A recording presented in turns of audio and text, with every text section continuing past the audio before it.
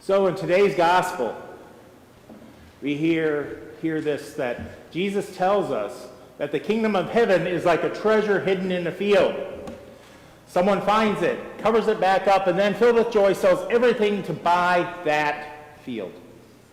Then Jesus tells another story. A merchant is searching for fine pearls. When he finds one pearl of extraordinary value, he sells everything he owns and buys it. Two very short stories. Two people who encounter treasure, and neither one walks away unchanged. And I think that is important. Jesus does not tell us that someone found treasure, admired it for a while, and then went about life as usual. The discovery changes everything. What they treasure shapes how they live. And the same is true for us. We all treasure something. We all treasure something. It might be family, relationships, memories, places, traditions, possessions, experiences. Some of our treasures might be valuable to someone else. Others might look completely ordinary to anyone else. Perhaps an old photograph, a handwritten note, something that belonged to someone we loved. A place that is filled with memories. Their monetary value may be almost nothing. But we know better. We know that price and value are not the same thing.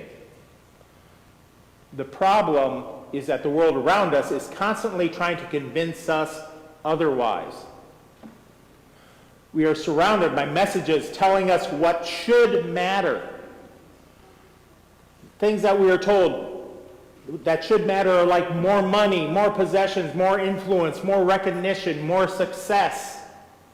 And if we hear those messages often enough, we can begin measuring not only things that way, but people. We begin asking, who is productive? Who is successful? Who is useful? Who deserves our attention? Who matters? That is where Jesus begins to challenge the way we see the world. Jesus keeps pointing towards a kingdom whose values are different from the values we have been taught. A kingdom hidden like treasure beneath the soil.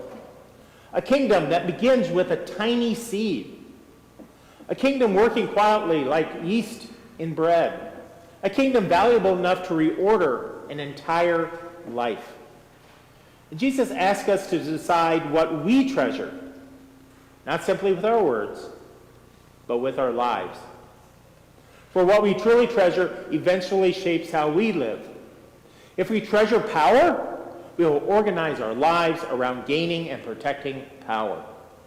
If we treasure possessions, we will always be searching for more. If we treasure being right, we may eventually value winning an argument more than the person standing in front of us. But if we treasure compassion, our lives begin to make room for people who are hurting. If we treasure justice, we begin noticing those whose systems have pushed aside. If we treasure mercy, we become slower to condemn. If we treasure love, we begin seeing people differently. This is where another of today's readings offers us something important. Paul tells the church in Rome that nothing can separate us from the love of God.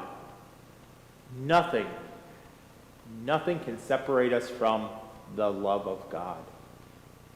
That promise is not a declaration that God is on our side and therefore against somebody else. It is a declaration about the relentless love of God. Before we ever go searching for the treasure of God's kingdom, we discover something remarkable.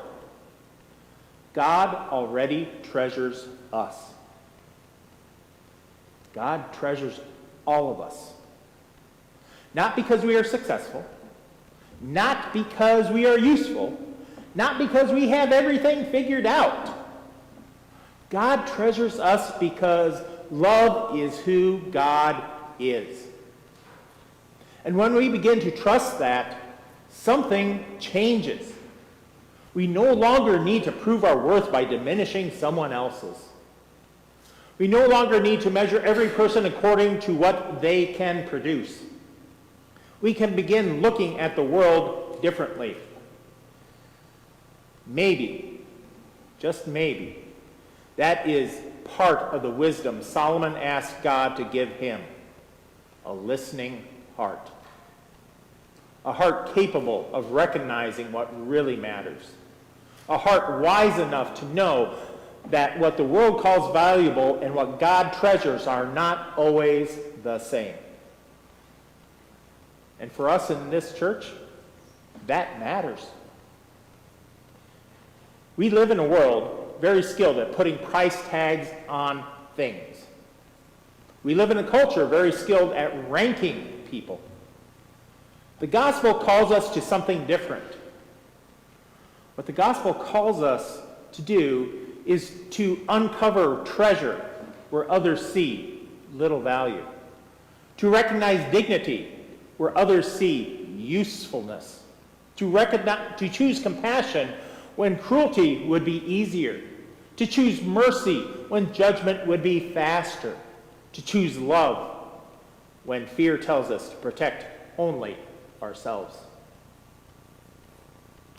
Jesus says the kingdom of heaven is like discovering treasure. And when we really discover it, we cannot simply walk away unchanged. What we treasure forms how we live. What we treasure forms how each one of us lives. So treasure mercy. Treasure compassion. Treasure justice. Treasure one another. And above all, treasure the love of God that has already declared every human life worthy of love.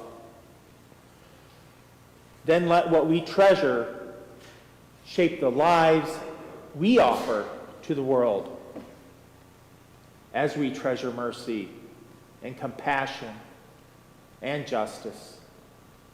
If we do all those things, we will definitely treasure one another.